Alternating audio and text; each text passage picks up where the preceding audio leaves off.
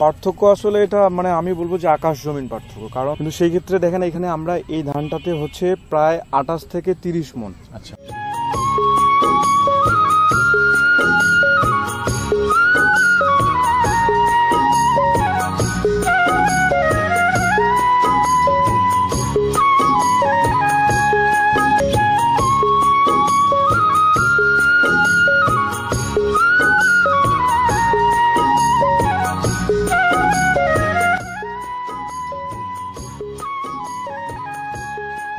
আসসালামু আলাইকুম প্রিয় দর্শক, দেশের বাইরে যে যেখানে বসে আজকে আমার চ্যানেলে ভিডিওটি দেখছেন তাদের সকলকে প্রীতি এবং শুভেচ্ছা জানিয়ে শুরু করছি আমার আজকের ভিডিও।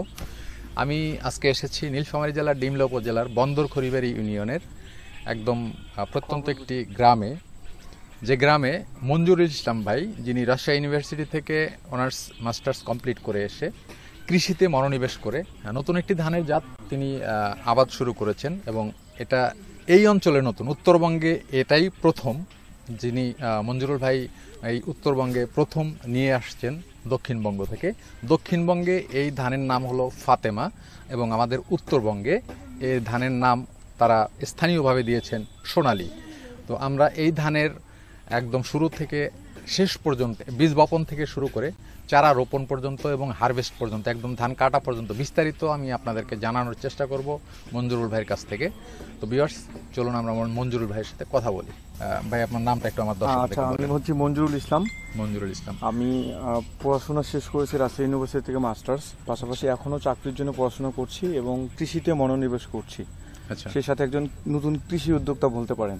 আচ্ছা, নতুন কৃষি উদ্যোক্তাই আমরা বলবো। তো আমি আপনার কাছে কিছু জানতে চাচ্ছি, বিশেষ করে আমার দর্শক যারা রয়েছেন তাদের জন্যেই এগুলো জানা, পাশাপাশি আমার কিউরিসিটি থেকে জানা। আপনি রাজশাহী ইউনিভার্সিটি থেকে অনার্স করেছেন, মাস্টার্স করেছেন, পড়াশোনা শেষ, চাকরির জন্য পড়াশোনা করছেন, ঠিক আছে। আপনি হঠাৎ করে কৃষিতে মনোনিবেশ করলেন কেন? আসলে কৃষিতে মনোনিবেশের কারণ আপনি জানেন যে আমাদের এখনও প্যান্ডামিকের সিচুয়েশন চলছে, বাড়িতে প্রায় 1.5 থেকে 2 বছর থেকে বসে আছি। তারপর থেকে আমি ভাবলাম যে আমাদের কৃষি জমি যেহেতু কিছু আছে, তো এগুলোতে আপনি জানেন যে আমাদের এলাকায় বর্গা দেওয়া হয় যে 6 থেকে 7 মণ ধানের বিনিময়ে। তো এখান থেকে ভাবলাম যে আসলে এইভাবে সময়টাকে বসে না থেকে পড়াশোনার পাশাপাশি যদি আমি একটু কৃষিতে মনোনিবেশ করি তাহলে লাভবান হতে পারবো। এবং সেই সাথে সাথে আমার একটা চিন্তা হচ্ছে যে আমার অঞ্চলের যারা কৃষক আছে, আমি আসলে নতুন কিছু শুরু করতে চাই, নতুন জাত এবং কৃষির যে যান্ত্রিকরণ না, আধুনিকভাবে কৃষিটাকে আমি সেটা করতে চাই। এবং আমি মনে করি যে এটা যদি আমি শুরু করি তাহলে আমার দেখাদেখি আরও বাকি যারা কৃষক আছে এরা অনেক উপকৃত হবে বলে আমি মনে করি। আচ্ছা, তো আপনি যে ধানটা লাগাইছেন এটা দক্ষিণাঞ্চলে আপনি বলছিলেন যে ফাতেমা বলা হয় এটাকে। জি, আমাদের এই অঞ্চলে আপনি প্রথম নিয়ে আসছেন, উত্তরবঙ্গে বিশেষ করে রংপুরের এই অঞ্চলটাতে। তো এই বীজটার সন্ধান আপনি কোথায় পাইলেন? আচ্ছা, এই বীজটার সন্ধান আমি আমার ফ্রেন্ডের কাছ থেকে, দক্ষিণবঙ্গের এক ফ্রেন্ডের কাছ থেকেই আমি জানতে পারি। ও আমাকে প্রথমে বলেছিল যে এই ধানটা প্রায় 40 মণ হয়। তো তাতে আসলে আমি অবাক হই, 40 মণ শুনে আমি আসলে অনেক আগ্রহ জাগে। কারণ আপনি জানেন আমাদের উত্তরবঙ্গে বিশেষ করে এই আমন বা বর্ষা সিজনে 8 থেকে 10, সর্বোচ্চ ভালো জমি হলে 15 মণের বেশি হয় না। তো আমি ভাবলাম যে এই জাতটা যদি আমরা এখান থেকে শুরু করতে পারি তাহলে আমার মনে হয় উত্তরবঙ্গে একটা রেভলিউশন হতে পারে। কারণ কৃষকরা বিশেষ করে এই মৌসুমে কিন্তু লাভজনকটা একটু কম হতে পারে এবং সেই সাথে পোকা এবং অন্যান্য প্রাকৃতিক প্রতিকূলতা থাকে। তো সেই জন্যই আমি এটা করছি। আমার আরও অন্য জাতও আমি করছি, কিন্তু এটা পরীক্ষামূলকভাবে করা। তো আমার মনে হচ্ছে যে এটা অনেক বাম্পার ফলন। আপনি দেখতে পাচ্ছেন পরীক্ষামূলকভাবে আপনি কতটুকু লাগাইছেন? পরীক্ষামূলকভাবে এখানে আপাতত আমি 1 বিঘা করেছি। 1 বিঘা, 30%। যেহেতু এটা প্রথম এই জন্য আপনি 1 বিঘায় করছেন। জি জি। তো 1 বিঘা জমিতে আপনি আবাদ করার জন্য প্রথম কতটুকু বীজ বপন? আমাদের এখানে 2 কেজি বীজ। 2 কেজি বীজ বপন করে আপনি চারা রোপণ করে, তারপর চারা তৈরি করে আপনি বপন করছেন, রোপণ করছেন। জি, রোপণ করছি।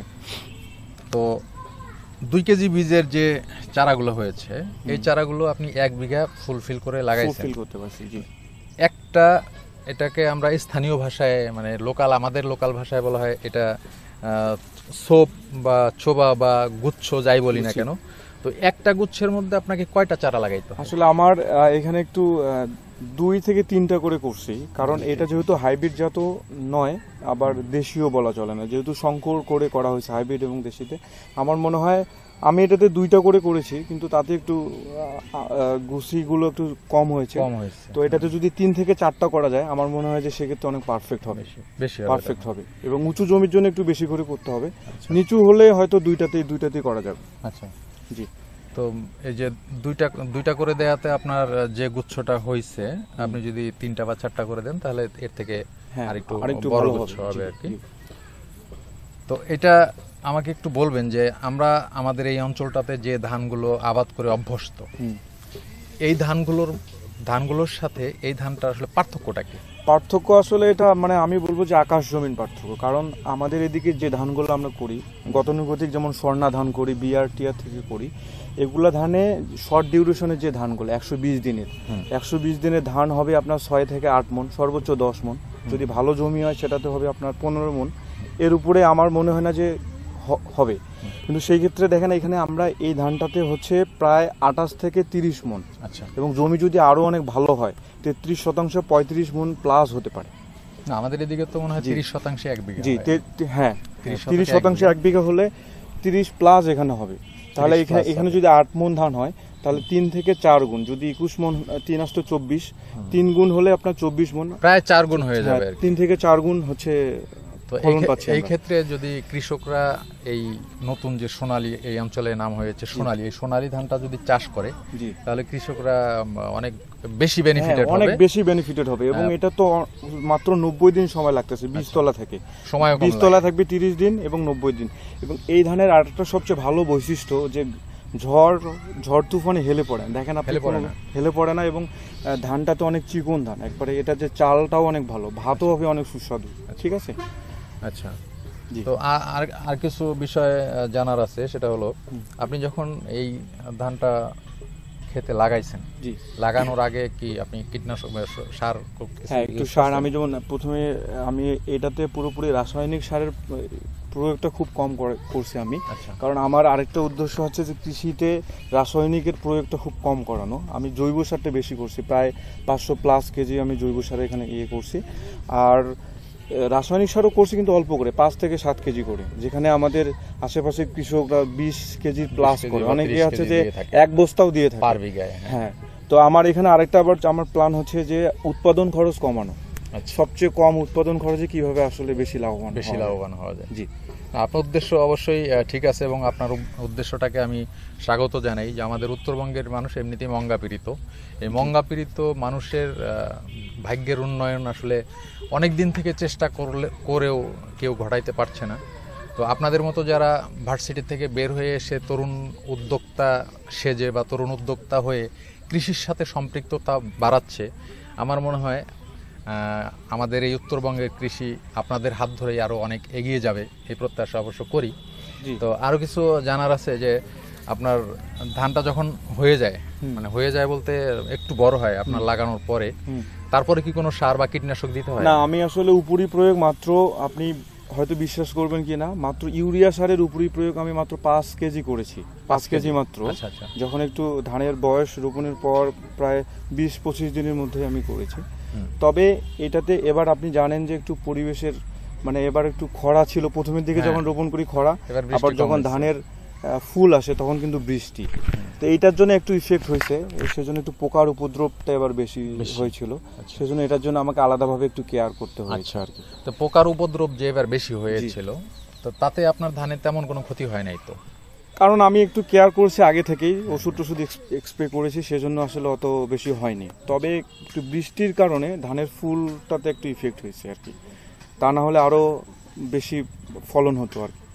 তো এই 1 বিঘা জমিনে আপনি এই সোনালী ধান কত মণ প্রত্যাশা করতে? এটাতে আমি 28 থেকে 30 মণ প্রত্যাশা করছি ইনশাআল্লাহ। 28 থেকে 30 মণ। তো যে ধান দেখলাম যেভাবে ধানের শীষগুলো হয়েছে, তাতে 28-30, আমার তো মনে হয় 30 প্লাস হয়ে যাবে। তো আপনার প্রত্যাশা অনুযায়ী আপনি পাবেন। এখন ধানের বাজার কিরকম? এখন তো 1000 টাকা করে মণ চলছে। 1000 টাকা মণ। এখন 1000 টাকা মণ যদি আমি হিসাব করি, যদি 30 মণ হয় 1 বিঘায়, আপনার 30,000 টাকা আসছে। এখন 30,000 টাকা আপনার খরচ কত হয়েছে? এটাতে তো আমার বেশি খরচ হয়নি। ধরেন আমি 500 করে 20 কেজি, 500 1000 2 কেজি, আর এদিকে ধরেন 2 থেকে 3,000 টাকা খরচ। টোটালি আসলে মানে 3,500 টাকার মতো খরচ হয়েছে আর কি, সব রোপণ পর্যন্ত 3,500 থেকে 4,000। চাষ করতে হয়েছে, হ্যাঁ চাষ করতে বীজ হয়েছে, লাগছে 2 কেজি, জি আপনার লাগাইতে হয়েছে, জি। হ্যাঁ। এখন পর্যন্ত আমার 4,000 এর মতো খরচ হয়েছে, 4,000 আর হয়তো আর 1,000 থেকে 1,500 খরচ হবে ধানটা করার জন্য, হারভেস্ট করার জন্য। হ্যাঁ। তবে এই ধানের আবার আরেকটা সুবিধা, যেহেতু খুব আগাম হয়ে গেছে, যেহেতু খড়ের এখন দাম বেশি, হ্যাঁ, যেমন খড়ের আমি চাহিদা অলরেডি খড় বিক্রি করে ফেলছি, এটাতে 5,000 টাকা বিক্রি করে শুধু ফেলছি। খড়? জি, শুধু খড় 5,000 টাকা বিক্রি করে ফেলছি।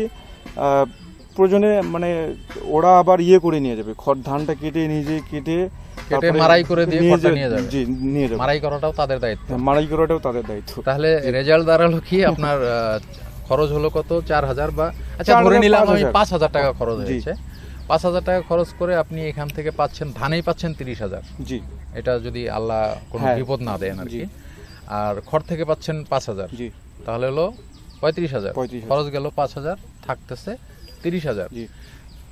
একই সময়ে যদি আমাদের এলাকায় প্রচলিত যে ধানগুলো থাকে বা ধানগুলো লাগানো হয়, ওই ধান যদি আপনি 1 বিঘার মধ্যে লাগাতেন, তাহলে কত খরচ হতো আর কত আসতো? ধরেন তো এখানে তো সারের প্রয়োগটা বিভিন্ন জন বিভিন্ন ভাবেই করে, খরচটা বোধহয় সেমই তবুও হতো ধরেন নাকি? যে বেশি হবে, আমার মনে হয় অন্যান্য কৃষক বেশি করে, খরচ বেশি করে, 6 থেকে 7,000ও করে অনেকে। আচ্ছা, যদি আমি ধরে নিলাম যে ওই ওই ওই ওই ধানের মধ্যেও আপনার 5,000 খরচ, জি, কিন্তু ওই ধান আসতেছে কিন্তু বিঘাতে 8 থেকে 10 মণ। 8 থেকে 10 মণ। খুব যদি বেশি হয় তাহলে 10 মণ, তাই খুব তো? বেশি যদি একবারে খুব ভালো জমি হয়, 150 দিনের যে ধানটা, হ্যাঁ। সেটা হচ্ছে যে আপনার 15 মণের বেশি হবে না। আচ্ছা, আর 15 মণ আপনার না, 120 আমি দিনের, এভারেজ করতে চাচ্ছি। এভারেজ যদি 12 মণ হয়, জি তাহলে 12,000 জি খরচ হয়ে গেছে কিন্তু 5,000। জি, টিকলো অর্ধেক কত? 7,000। হ্যাঁ। তো 7,000 টাকা টিকলো আপনার এই প্রচলিত ধানে। জি জি জি। আর আপনি যেটা উদ্যোগ নিছেন, যে উদ্যোগ নিয়ে আপনি যে আশা করে এটা লাগাইছেন, আপনার আসতেছে 30,000 টাকা। জি, তো সেই শুধু দিক থেকে 30,000 না, আমি তো আমার এই ধানটা তো বীজের জন্য যেহেতু প্রস্তুত করা, যেমন আমি 500 টাকা করে কেজি কিনছি, তো ওখানকার যে ভাইয়ের কাছ থেকে কিনছি উনি বলছে যদি আপনি বীজের জন্যই দেন, ওনার কাছে আমি 350 থেকে 400 টাকা কেজি সেলস করতে পারবো। আচ্ছা, তাহলে ওই হিসাবে দেখবেন যে কয়েক লক্ষ টাকার এখানে, আচ্ছা, কয়েক লক্ষ টাকা সেল করা যেতে পারে। 500 টাকা কেজি। জি। আচ্ছা, তো এখন যেটা মানে শেষের দিকে, আপনি এখন কি করতে চাচ্ছেন? এই হারভেস্ট করবেন কবে এগুলা? এটা আসলে এখন 115 দিন হচ্ছে বয়স, আমি 115 দিন 3 থেকে 4 দিনের মধ্যে এটা হারভেস্ট করব। মানে 120 দিন ওভার করবেন না? না, 120 দিনের অলরেডি আমি বিএস কে দেখাইছি, ভিজিট করাইছি, উনি বলছে যে খুব তাড়াতাড়ি এটা হারভেস্ট করা যাবে। আচ্ছা, আমাদের এখানে যে কৃষি সম্প্রসারণ অধিদপ্তরের যে কর্মকর্তা আছেন, উনি কি আপনার এটা প্রজেক্টটা দেখছেন? উনি এখনো প্রজেক্ট দেখেন নাই, কিন্তু বিএস আসছিল বারবার। হ্যাঁ, আমাদের ইউনিয়নে যিনি বিএস আছেন উনি কয়েকবার এসে দেখে গেছে, একটু পরামর্শও নিয়ে নিছি। এবং আমি সবচেয়ে পার্থপ্রতিম দাদা নামে একটা আছেন নীলফামারী সদরের, ওনার কাছ থেকে খুব ভালো অনলাইনে কিছু পরামর্শ নিয়েছি, উনি আমাকে পরামর্শ দিয়েছিলেন। আচ্ছা, তো আপনার টোটাল ল্যান্ড কতটুকু আছে আপনার? আমার এখন হচ্ছে যে এগ্রি প্রজেক্ট যেটা এবার এই মৌসুমে 25 বিঘা আছে, আর অন্যান্য এই 25 বিঘার মধ্যে 24 বিঘা ধরেন স্থানীয় জাত, স্বর্ণা, নেপালি স্বর্ণা, এই টাইপের ধানগুলো আছে। আর এই ধানটাতে হচ্ছে 1 বিঘা করা আছে। তো এই ধান চাষ বাদে আপনি কি আর কিছু করতে হ্যাঁ চাচ্ছেন? হ্যাঁ, ধান চাষ বাদে আমি মূলত হচ্ছে ভুট্টার যে করি, ভুট্টার সাইলেজের যে ইয়াটা আমি গত বছর করেছিলাম, মোটামুটি আশানুরূপ লাভজনক হয়েছিল। তো আমার এবার প্ল্যান আছে যে এই ধানটা শেষ করে আমার সাইলেজের জন্য মনোযোগী হব, এবং সাইলেজ উৎপাদনের জন্য বাণিজ্যিকভাবে প্রোডাকশনটাকে আরো বৃদ্ধি করার জন্য আমি এবার উদ্যোগ নিব আর কি। এই রবি ফসল যেটাকে বলা হয়, আমাদের উত্তরাঞ্চলটা একটু উঁচু জমির মধ্যে আমরা বসবাস করি, এই অঞ্চলটাতে শাকসবজিটা একটু হয়। জি জি।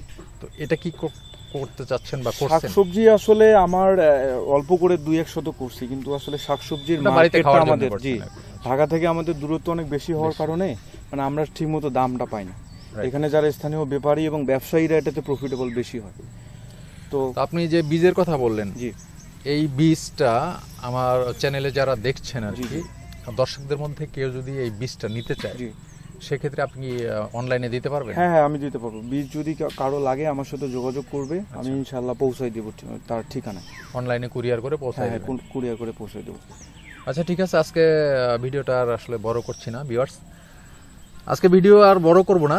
যাওয়ার আগে একটু কথা বলে নেই, সেটা হলো যে আমার এই মঞ্জুরুল ভাইদের মতো যারা রয়েছেন, বাংলাদেশের সর্ববৃহৎ যে বিদ্যাপীঠগুলো রয়েছে তার মধ্যে রাজশাহী ইউনিভার্সিটি একটা। এই রাজশাহী ইউনিভার্সিটি থেকে উনি পড়াশোনা শেষ করে এসে যদিও চাকরির পিছে সে দৌড়াচ্ছেন, তারপরও তার পাশাপাশি তিনি তার যে বাবার ল্যান্ড রয়েছে সেই ল্যান্ডে কৃষিকাজের উপর মনোনিবেশ করেছেন এবং এই কৃষিকাজটা তার মনে প্রাণে ঢুকেও গেছে অলরেডি। তার আলোচনায় আপনারা অবশ্যই বুঝতে পারলেন। তো আমি আশা করব, আমরা আশা করব, আমাদের বাংলাদেশের সকল মানুষ আশা করবে ইনাদের মতো যারা নতুন উদ্যোক্তা, তরুণ উদ্যোক্তা, তারা যদি দেশের কৃষির হালটা ধরে, কৃষির আধুনিকায়নে তারা যদি নিজেদেরকে মনোনিবেশ করে, কৃষি আধুনিকায়ন করতে যে টেকনোলজি দরকার তারা যদি সেটা ইউজ করে, তাহলে অবশ্যই বাংলাদেশের কৃষি সারা বিশ্বের বুকে মাথা উঁচু করে দাঁড়াবে, এই প্রত্যাশাই করছি। এবং তারা দেশকে কিছু দিবে এই আশা করছি। আজকের ভিডিও শেষ করবো এখানেই, দেখা হবে পরবর্তীতে অন্য কোনো ভিডিওতে। ততদিন পর্যন্ত ভালো থাকুন, সুস্থ থাকুন, এই প্রত্যাশায় বিদায় নিচ্ছি আমি সাইদ আহমেদ। আসসালামু আলাইকুম রহমতুল্লাহ।